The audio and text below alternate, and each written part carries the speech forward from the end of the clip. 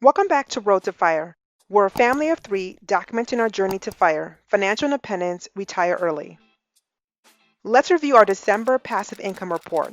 I'll outline our current sources, including my first YouTube check with real numbers like always, so please hang with me. Now, do you consider YouTube revenue passive income? I'm not 100% sure it should be considered passive income. Now, I know if you Google types of passive income, YouTube is often included, but by definition, this is not passive. Basically, it's delayed earned income. It takes hours just to create, develop, edit, and upload one video. And by no means am I complaining, but it's just the facts. But to keep things simple in my reporting, I'll add our revenue from YouTube here. But share your thoughts in the comments below. So by definition, what is passive income? Passive income defined is earning or money derived without being actively involved. Key phrases without being actively involved, meaning your income comes without your presence.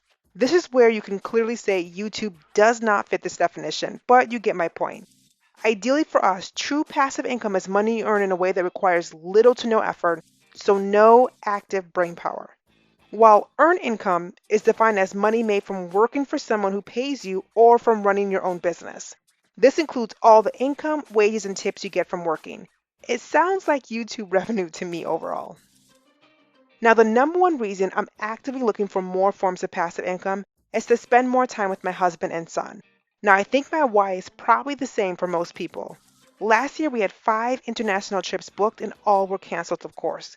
This year, I hope we'll be able to get away at least once. Now, my son is into airplanes, and thank God the dinosaur phase has ended, so he's always asking when we're going to travel again. I want to spend more time with him to show him the world or give him experiences I never had as a child, and that's where passive income comes in handy. Now, I also don't want to reach burnout. Right now, I'm enjoying an amazing career in a great field, but there are days when I wish I could maybe have 4 weeks off at a time or a bit longer breaks over the holiday. I would love my job even more if I can choose the time I work like a consultant versus the standard 40 hours plus a week. And that's what I really hope passive income can do for us. It will help us create our own schedule, not based around a W-2. So we haven't made any changes to our plans in 2021. Our passive income strategy remains the same with the same key focus areas because it really works for us. There's really no need to make adjustments. The only thing that we'd like to add is become more rigorous around number 5 and 6 in 2021. So here's our passive income strategy. We still have our usual 6-part strategy in priority order for us. We will still prioritize investing in index funds to build passive income, but we have no plans to touch this money anytime soon, so I don't count this in our passive income numbers month over month. Number 2 and 3 are key focus areas, and I've outlined our plans for that in our 2021 goals video, and I'll link that here if you want the details. Now, number 4, which is blogging, is finally off hold. I have finally got my content calendar ready to start releasing some blogs. My Google AdSense count is tied to both this channel and my blog, so I hope to gain traction there as well. I really used to love blogging, but it's been hard to get back into writing on a regular basis.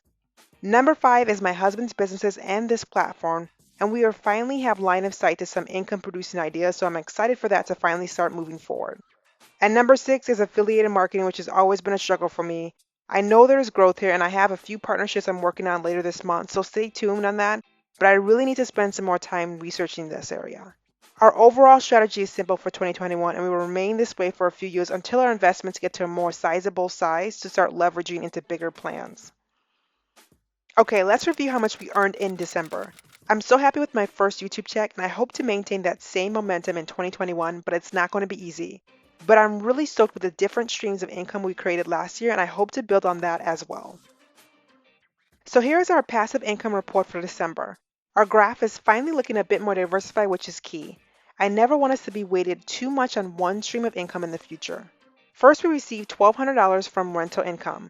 We have an amazing renter who plays the bass strings, is very handy, and uber clean. Not only that, he handles all the yard and lawn care, which is big as we live in the Midwest, so shoveling is required for about 8 months of the year. So a little bit of a change up of how I track our dividends in the future. I usually only pull the dividends from my Robinhood account, but I will now start including dividends from our long-term investments as well. We received about $751 in dividends in this month, and 92% came from our quarterly index funds within Vanguard. Now, I have no idea if this is high or not, as I've never tracked our dividends before, but I will this year. Here is a snapshot of the index funds we invest in. We reinvest all dividends, and this includes both our taxable and non-taxable accounts. So next is our Google AdSense income. For my first month being monetized on YouTube, I made over $524, and I'm very happy about that.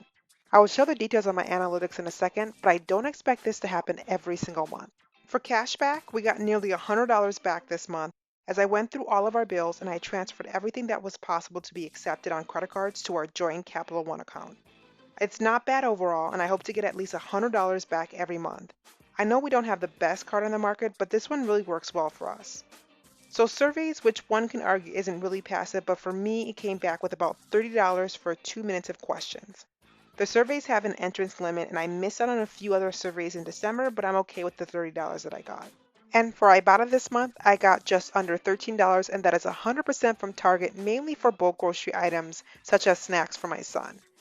And last but not least is interest on our sinking funds in Capital One. In total, we got about $9.50 against nearly $43,000 in cash in those accounts. Really crazy overall. So our total in December, we received about $1,901, not including our dividends from long-term investments. But if you added them in, we are sitting at about $2,600 we received in passive income for the month of December.